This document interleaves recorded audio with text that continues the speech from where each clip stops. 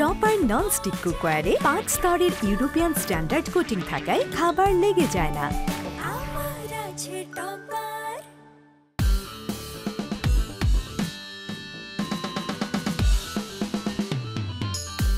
সবাইকে আমন্ত্রণ কুল স্পোর্টস 24-এ ঈদের বিশেষ আয়োজনে। আজকে আমাদের সাথে এমন একজন অতিথি আছেন যিনি সময়ের আলোচিত ব্যক্তিত্ব, একজন প্রখর রাজনীতিবিদ। তবে আমরা তার অন্য আরেকটি বিষয় নিয়ে আলোচনা করব। একই সাথে তিনি কিন্তু ক্রীড়া সংগঠকও। তার বাবাও পলিটিক্সের সাথে সাথে ক্রীড়া সংগঠক ছিলেন। তিনি নান আদার দেন ইশরাক হোসাইন। ইশরাক, আপনাকে স্বাগত আমাদের আজকের আয়োজনে।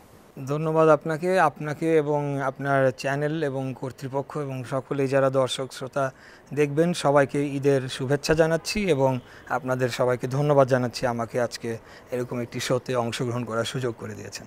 ভিগো ওয়্যার গার্ড প্রয়োজন মতো বাঁকানো যায়, অধিক চাপেও ভাঙে না। ভিগো। আপনি 5 আগস্ট পরবর্তী সময়ে ব্রাদার্সের দায়িত্ব নিয়েছেন। ব্রাদার্স দলটাকে গোছাচ্ছেন, শুধু ক্রিকেট কিংবা ফুটবল নয়, অন্য কোনো খেলারতেও ব্রাদার্সের একটা সময় একটা সোনালী অতীত কিন্তু আছে ব্রাদার্সের। ব্রাদার্স চ্যাম্পিয়ন হয়েছে বাংলাদেশ লিগে।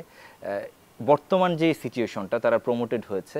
ব্রাদার্স নিয়ে অন্তত যদি ফুটবলের কথা যদি বলি, ফুটবল দলটাকে নিয়ে আপনার পরিকল্পনা? দেখেন, 5 তারিখের পরে যেটা হয়েছিল, 5 তারিখের আগের প্রেক্ষাপট একটু বর্ণনা করতে চাই, তাহলে বুঝতে সুবিধা হবে।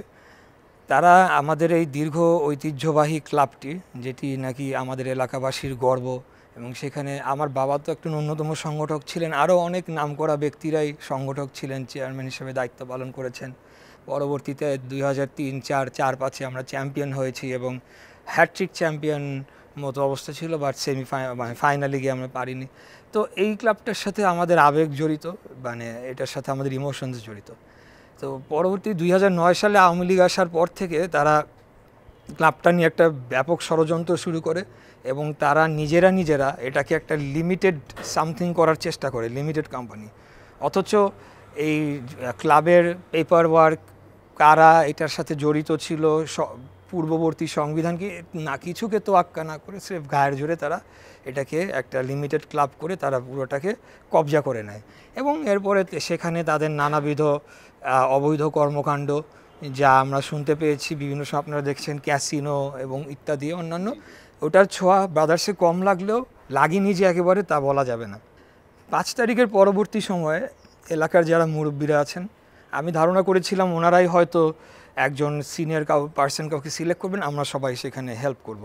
বাট এনারা সবাই আমাকে খুব জোর করে রিকোয়েস্ট করলেন যে ওনারা মনে করছেন যে যদি আমি ফেস হিসেবে, আহ্বায়ক হিসেবে দায়িত্ব নেই, তাহলে ক্লাবটাকে এই সংকট থেকে উত্তরণ ঘটিয়ে আরও বহু উন্নয়নের দিকে নিয়ে যাওয়ার জন্য হয়তোবা সহায়ক হবে আমার ফেস ভ্যালুটা।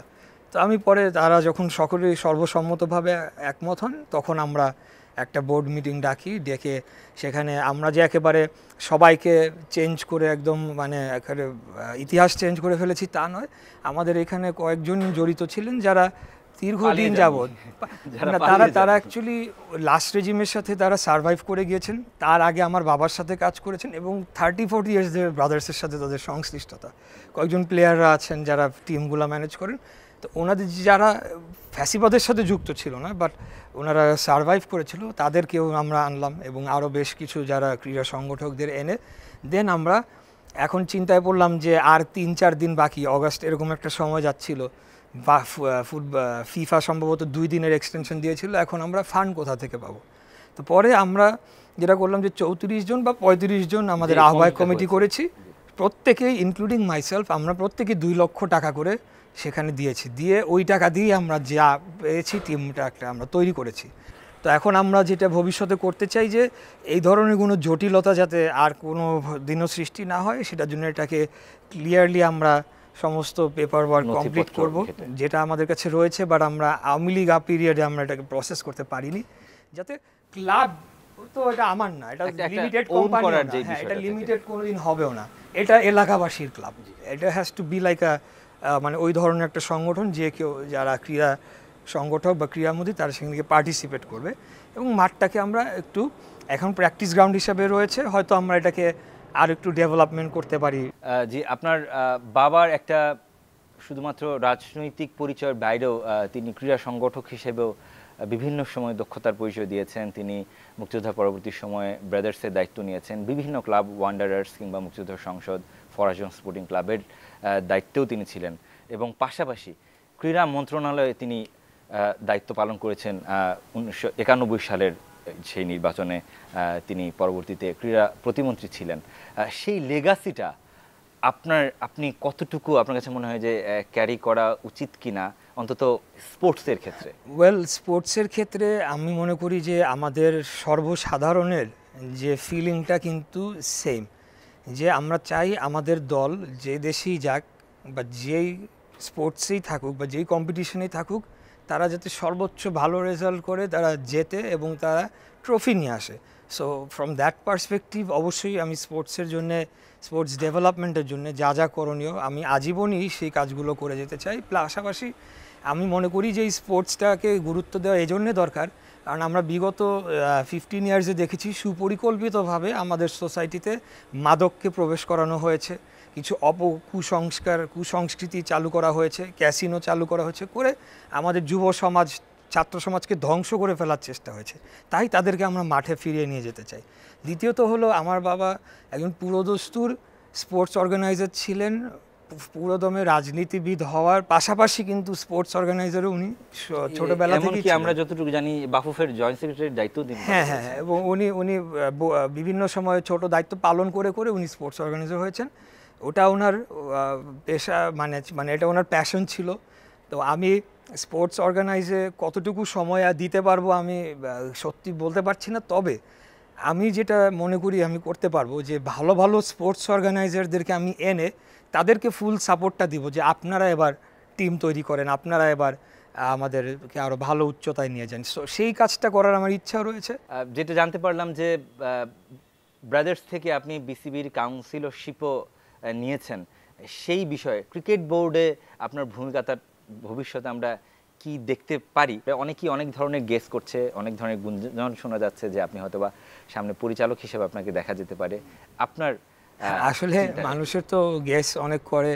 ইনফ্যাক্ট যখন এই প্রথম বিসিবির কাউন্সিলরশিপটা, এটা নিউজটা ব্রেক হলো, অনেকে ধরে নিয়েছে আমি হয়তো বিসিবির প্রেসিডেন্ট পদে সরাসরি এখন যাওয়ার জন্য আমি মনস্থির করেছি। আসলে বিষয়টা কোনোটিই নয়। ব্রাদার্স ক্লাব তার একজন কাউন্সিলর সে পায় ক্লাব হিসেবে, one of the largest club হিসেবে।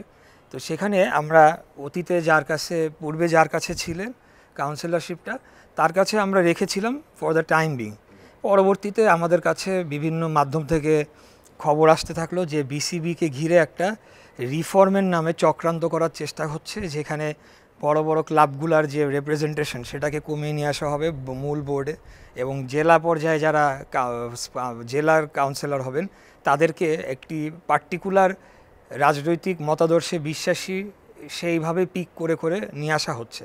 তো এই বিষয়গুলো যখন হলো তখন আমি মনে করলাম যে এইটা যদি হয় তাহলে তো অন্যরা ডিপ্রাইভ হবে, মানে স্পোর্টস অর্গানাইজার যারা এতদিন ডিপ্রাইভ হয়ে আসছে তারা আবারও ডিপ্রাইভ হবে। তো সেই ক্ষেত্রে আমি একটা ভূমিকা রাখার জন্য আমি বললাম যে তাহলে আমি প্রথমে কাউন্সিলর হই, বিকজ একজন কাউন্সিলর হয়ে is good enough for me যে আমি যে কোনো মিটিংয়ে গিয়ে আমার বক্তব্য রাখতে পারবো। তো আমি বারংবার বলেছি আমাদের যারা ক্রিকেটের সাথে জড়িত আছেন যে প্লিজ আমাকে বোর্ডে রাখার দরকার নেই, কারণ আমার মনে হয় যে এটা একটা অলংকারিক হয়ে যাবে। আমি ওই সময় দিয়ে বোর্ড ডিরেক্টরের যে ধরনের কাজকর্ম করার কথা, যে ধরনের টাইম দেওয়ার কথা, আমার মনে হয় এই মুহূর্তে আমি চাচ্ছি না। ভবিষ্যতের কথা ভবিষ্যৎ বলে দেবে, but I have just become a councillor, a voter, which I wanted to act as a pressure group. যদি কোনো ধরনের আমরা দুর্নীতি অনিয়মের ছাপ দেখতে পাই অথবা রিফর্ম করে অন্য একটা পার্টির আনুগত্য কোনো বোর্ড বানানোর প্রক্রিয়া দেখতে পাই, তখন আমি যাতে সেখানে অন্তত প্রতিবাদ করতে পারি, সেটা করার জন্যই কিন্তু আসলে বিসিবির কাউন্সিলর হয়েছে। দেশের 1 নম্বর gas stove RFL gas stove, যা বেশি তাপেও ফাটে না আর হ্যাসেল ফ্রি অটো ইগনিশন নিশ্চিত করে ঝামেলাহীন রান্না। আরএফএল গ্যাস স্টোভ, নিরাপদ ও ঝামেলাহীন। একটু স্মৃতির কথা জানতে চাই আপনার বাবাকে ঘিরে এবং পাশাপাশি খেলাধুলাকে ঘিরে। এই ধরনের কোনো স্মৃতি আপনার এই মুহূর্তে মনে পড়ছে কিনা? বাবার সাথে খেলা দেখতে গিয়েছেন কিংবা? বাবার সাথে খেলা দেখতে গিয়েছি কয়েকবার। যে স্মৃতিটা মনে পড়তেছে এখন সিম্পল একটা স্মৃতি। আমার বাবা তো উনি ক্রীড়াবিদ ছিলেন, উনি সবসময় আমাদেরকে ছোটোবেলা থেকেই মানে স্পোর্টসের লাইনে ট্রেনিংয়ের জন্য বিভিন্ন জায়গায় পাঠাতেন। তো উনি আমাকে খুব ছোট বয়সেই একজন একটা ক্রিকেট ক্লিনিকে ভর্তি করে দেন, এবং সেটা প্র্যাকটিস গ্রাউন্ডটা হতো আবাহনী মাঠে। ওখানে আমাদের ন্যাশনাল টিমের সাবেক বোলার ছিলেন আজম স্যার। তো ওনার একটা ছিল ক্রিকেট ক্লিনিক, তো সেখানে আমি যেতাম প্রত্যেক শুক্র এবং শনিবার দিন। এবং খুব ছোট বয়সে আমাকে বাবা ভর্তি করিয়ে দেন এবং খুব আগ্রহ করে ব্যাট ট্যাট এগুলো কিনে দেন। তো তারপরে তার কয়েক মাস যাওয়ার পরে উনি একদিন বললেন যে আজকে তোমার খেলা দেখতে যাব। তো আমিও তো স্যারও জানলেন তখন আব্বা মেয়র, তো উনি কোনো প্রোটোকল গাড়ি টাড়ি কিচ্ছু না, জাস্ট আমি আর উনি ড্রাইভ করলেন, করে গিয়ে গাড়িটা জায়গায় রেখে আবাহনী মাঠের গ্যালারি পোর্শনে গিয়ে বসলেন। আর আমার স্যার তিনি আমাকে বোলিং করলেন, বলে যে তোমার ব্যাটিং স্কিল দেখাও। তো আমার ওটা অনেক মনে পড়ে, মানে আমি গাড়ি বারে পিছে তাকাচ্ছিলাম, তারপরে খেলছিলাম, নার্ভাস তো ছিলাম ডেফিনেটলি। তিনি সন্তুষ্ট হয়েছিলেন কিনা আপনার? না, ডেফিনেটলি আমার তো এটা দীর্ঘ সময় উনি দেখেছেন, আমার আগের থেকে বেটার হয়েছে এটা উনি বলেছেন যে এটা কন্টিনিউ করতে হবে, খেলাধুলাটা ভালো করে করতে হবে। তো এই স্মৃতিটা আমি কোনোদিন ভুলতে পারি না, যে উনি নিজে গিয়েছিলেন এবং একা বসে দেখছিলেন যে আমার প্রোগ্রেসটা কতটুকু হলো আর কি। ইশরাক, বর্তমানে ক্রিকেটের যে অবস্থা, কিছুটা একজন ক্রিকেট ফ্যান হিসেবে আপনি যেহেতু বলছিলেন যে আপনি নিজেও ক্রিকেট খেলেছেন, আপনার বাবা কোচিংয়ে পাঠিয়েছিলেন ক্রিকেটে, কিছুটা আক্ষেপ লাগে কিনা আপনার? হ্যাঁ, আমি আন্ডার 16 থার্ড ডিভিশনের জন্যও আমি কিছু ম্যাচ খেলেছি, বাট তারপরে আর পড়াশোনা কন্টিনিউ করার জন্য আসলে এটা তো ডেডিকেটেডলি আপনার করতে হয়, দুইটা ব্যালেন্স করা হয়নি, যার কারণে ছেড়ে দিতে হয়েছে। ক্রিকেটের যে অবস্থা, ক্রিকেটের যে সবচেয়ে বড় সমস্যাটা আমি বলি, যেটা অনেকটা ক্যান্সারও বলতে পারেন আপনি, যে আমাদের ম্যাচ ফিক্সিংয়ের যে বিষয়গুলো আসে আমরা শুনতে পাই, তবে শুধু সবখানে ঘরোয়া আন্তর্জাতিক আমরা কিছু শুনতে পাই, কিন্তু বেশিরভাগটা আমরা দেখতে পাই না। তো আমি যতটুকু খোঁজখবর নিয়েছি যে এই ধরনের কর্মকাণ্ডের ফলে আমাদের বাংলাদেশের ক্রিকেট অনেক ক্ষতিগ্রস্ত হয়েছে, অনেক মুখ থুবড়ে পড়েছে, এবং এটাকে আসলে আমাদেরকে কিভাবে নিয়ন্ত্রণে আনা যায় সেটার পলিসি আগামী যে ইলেক্টেড বোর্ড আসবে, first their policy should be যে আমরা এটাকে কিভাবে কাউন্টার দেব। স্বচ্ছতা, পরিচ্ছন্নতা এবং মনিটরিং, যেটা অন্যান্য দেশগুলোয় হয়ে থাকে। তারপর আপনি জানেন অন্য দেশেও ওই ধরনের ঘটনা ঘটেছে, তারপরেও যতটুকু সম্ভব, কারণ এখানে যদি কোনো ম্যানেজমেন্টের জায়গা থেকে শৈথিল্য দেখানো হয় তাহলে ধরে নিতে হবে তারাও এটার মধ্যে জড়িত রয়েছেন। তো এইটা করলে আমি মনে করি আমাদের পারফরমেন্স অনেক বেটার হবে, কারণ ক্রিকেট নিয়ে এমনি একটা ক্রেজ আসছে, নতুন প্লেয়াররা উঠে আসছে। আর যদি জেলা পর্যায়ে, বিভাগীয় পর্যায়ে আমরা যে লিগগুলো আছে সেগুলো বন্ধ অবস্থায় আছে, সেগুলোকে আমরা ওই স্টেডিয়ামগুলো সংস্কার করে তাদেরকে একটা ফ্যাসিলিটি, ন্যূনতম ফ্যাসিলিটি দিয়ে আমরা যদি করে দেই, তাহলে আমি মনে করি যে অনেক ট্যালেন্ট উঠে আসবে। এটা ন্যাশনাল লেভেলে আমার। ফুটবল নিয়ে এই মুহূর্তে ক্রেজটা একটু বেশি। আপনি নিজে খেলা দেখছেন কিনা? ভুটানের বিপক্ষে ম্যাচটা নিয়ে আপনি নিশ্চয়ই মাঠে বসে দেখেছেন কিনা আমি জানি না। মাঠে বসে দেখার সুযোগ হয় না, ইনফ্যাক্ট আমার ম্যাচটাও সরাসরি দেখার সুযোগ হয় না। তবে আমার মনে হয় সিঙ্গাপুরের বিপক্ষে ম্যাচটা সিঙ্গাপুরের বিপক্ষে ম্যাচটা 10 তারিখে হবে, সেটা ঈদের সম্ভবত 3 দিন পরে, এবং যেহেতু আমি ঢাকায় থাকবো, আমি সর্বোচ্চ চেষ্টা করব যে আমার ভাইদের সাথে এবং তাবিদ ভাইদের সাথে আমরা গিয়ে ম্যাচটা মাঠে বসে অবশ্যই দেখব। কিন্তু পাশাপাশি মূল কাজটা কিন্তু আলটিমেটলি ক্লাব ফুটবলই করে। ক্লাব ফুটবলে যত ভালো ফুটবলার প্রডিউস হয়, সেটা একটা প্রতিফলন কিন্তু দেখা যায় জাতীয় দলে। এইখানে আমার একটা পর্যবেক্ষণ হচ্ছে যে ক্লাব ফুটবলটা এখন অর্থনৈতিকভাবে যে দৈন্যদশার মধ্যে দিয়ে চলছে, বড় ক্লাব বলেন বা ছোট ক্লাব বলেন, বড় ক্লাবের বড় কিছু স্পন্সর থাকে, তারা তাদের সোর্স থেকে ফান্ডিং করে এবং তাদের অন্য কোনো হয়তো বা ক্যালকুলেশন থাকে। ছোট ক্লাবদের অবস্থা ত্রাহি, এবং প্লেয়ারদেরকে আপনি যখন পারিশ্রমিক না দিতে পারবেন, তাদের মোটিভেশনটা কোথায় থাকবে? তাদের ন্যূনতম পারিশ্রমিকটা দেওয়া আমাদের জন্য অসম্ভব প্রায় হয়ে ওঠে।